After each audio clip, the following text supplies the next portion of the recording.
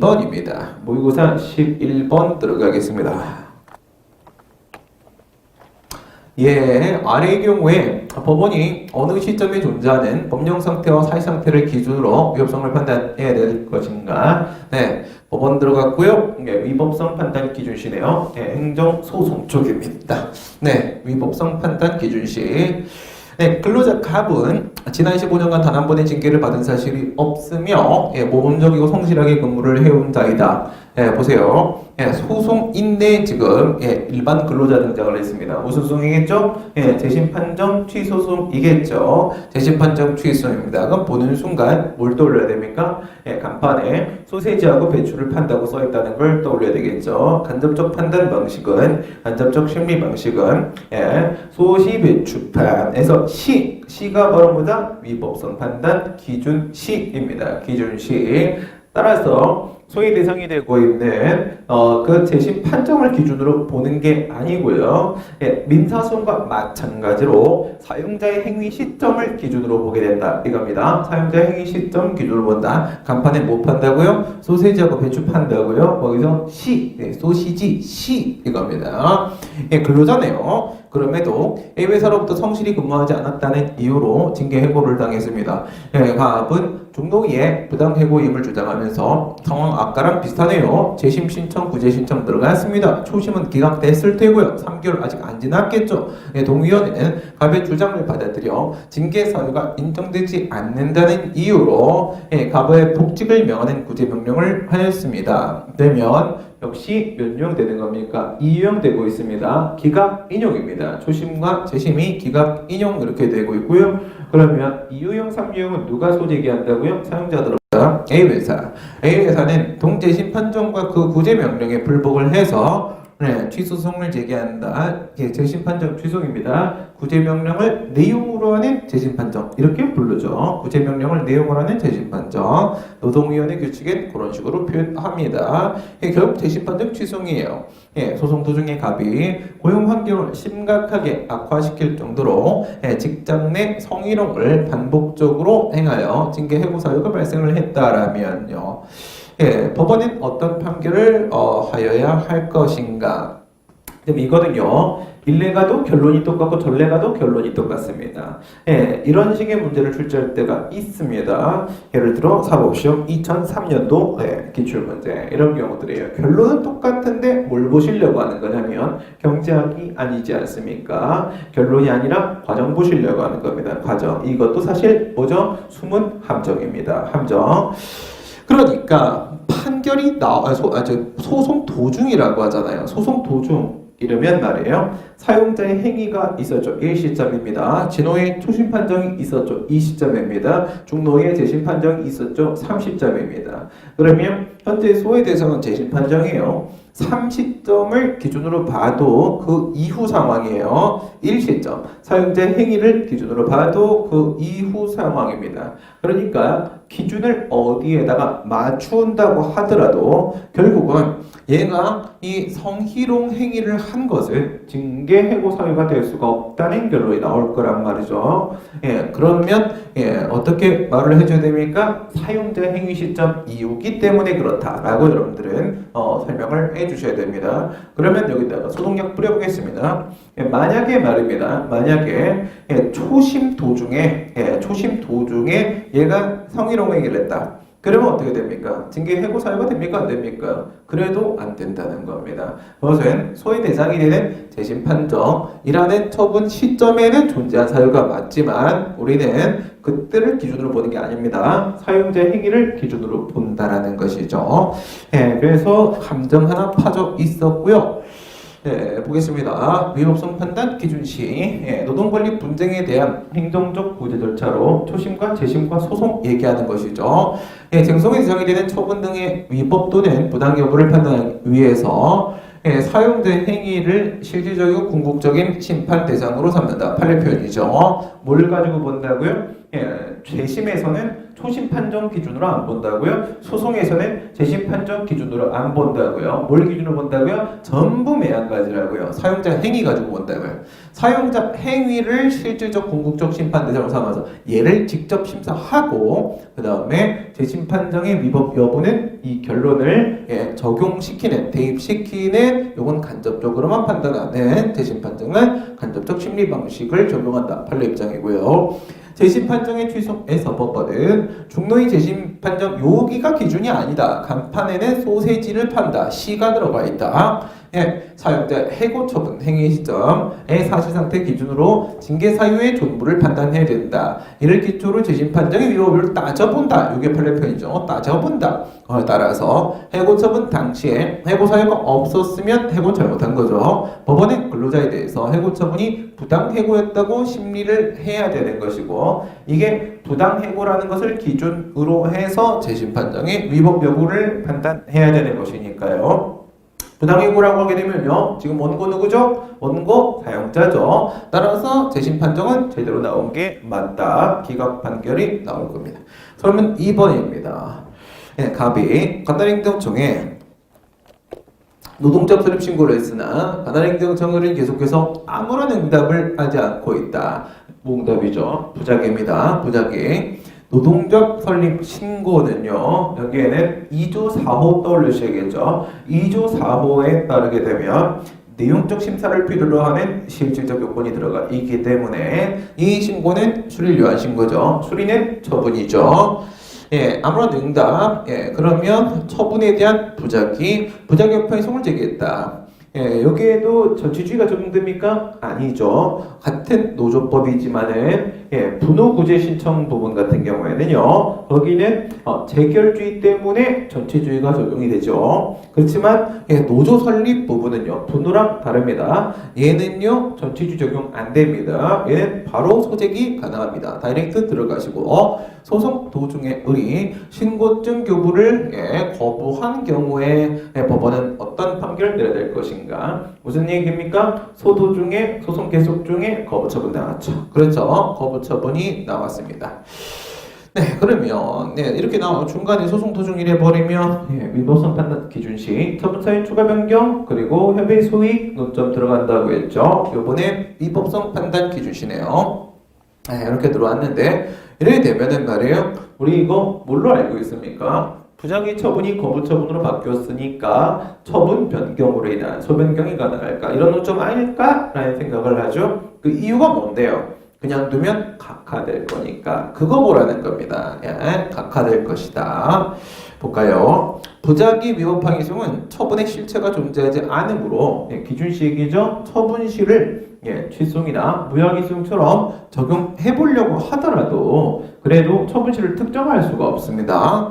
무응답 상태가 계속되는 한 판결시까지 우선 그냥 계속 가는 거고 그때를 기준으로 해서 아직도 무응답이면 부작위면 또 위법이야 이렇게 말해주는 방식을 쓴다는 거죠. 언제를 기준으로 한다고요? 판결시를 기준으로 한다고요. 따라서 소송 도중에 거부처분이 나왔다고 한다면 그러면 얘는 뭐만 하는 거니까 응답만 유도하는 그런 보충적인 소송이니까 이미 목적 달성 상황이 되어버리는 거고요. 그러면 협의 수익이 없어서 각각 판결을 받게 될 것이다. 그러면 같이 한번 연결 생각해 보시면요. 취소는 처분시죠. 부작용파의 수는요. 판결시라고 했죠. 그렇다면 무효의 수소문요. 이거는 취소이랑 같이 가는 것이죠. 같이 가니까 걔도 역시 처분시입니다. 그래서 처분시 그리고 얘는 판결시 이렇게 되는 것이죠. 설문 3번입니다.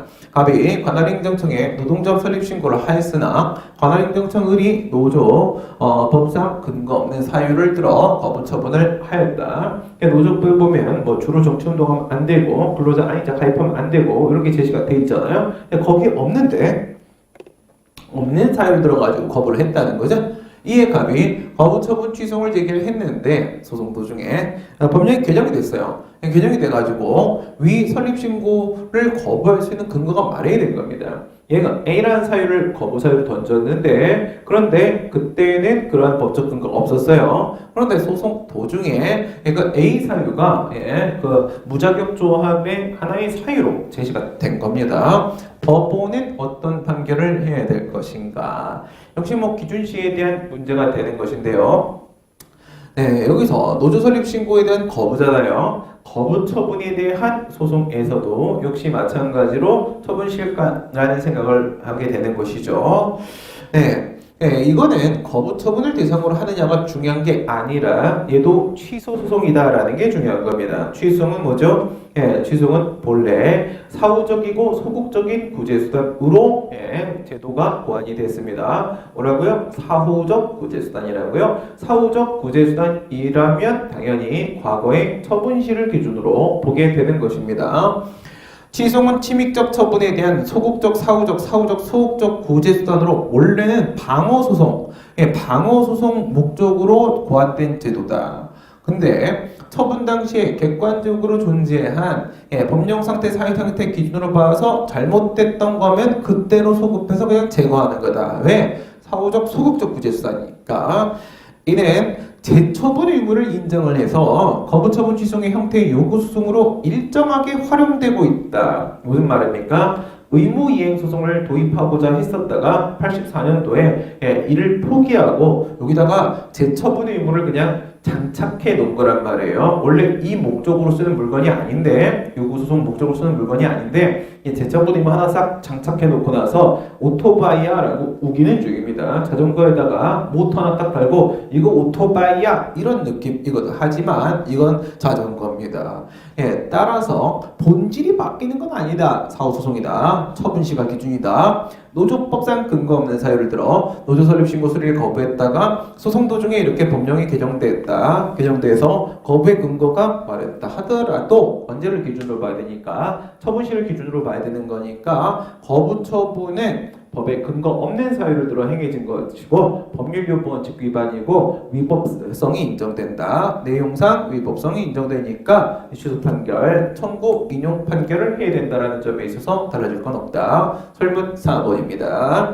갑이 노동조합 및 노동관계조정법상 요 해설은 우리 노무사랑 카페에 전부 다 제가 올려놨으니까 설명을 듣고 나서는요, 이 노무사랑 카페 게시물 보시게 되면 짧게 이렇게 되어 있습니다. 그래서 전체적으로 여러분들이 쭉 정리를 좀 해주셔야 됩니다. 한눈으로 한 호흡으로 한번 쭉 확인을 해주셔야 됩니다.